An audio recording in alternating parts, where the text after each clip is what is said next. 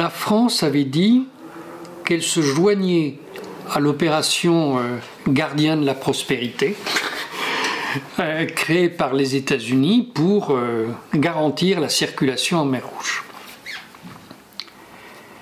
Et aux stupéfactions, l'état-major du ministère des Armées a refusé de participer à cette opération. C'est quelque chose d'extrêmement important. Hein.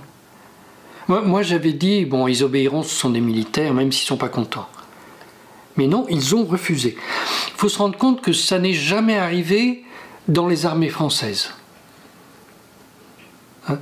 Là, ils ont dit, non, nous on ne participe pas à une opération pour couvrir un massacre. Parce que c'est ça, c'est pas autre chose. Donc d'abord, je dois dire mon admiration pour ces gens-là.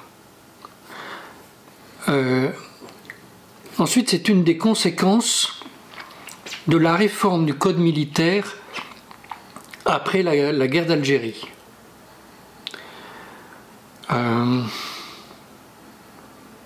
Monsieur Grosser, un grand historien qui a été, j'ai eu comme prof, c'est pour ça que je connais bien cette histoire. De l'Allemagne. Oui, mais donc il a été une des personnalités qui a dirigé la réforme du code des armées. Et ils ont inscrit après la guerre d'Algérie dans le code des armées une possibilité, pas seulement une possibilité, une obligation pour les militaires de s'insurger contre des ordres attentatoires à leur honneur.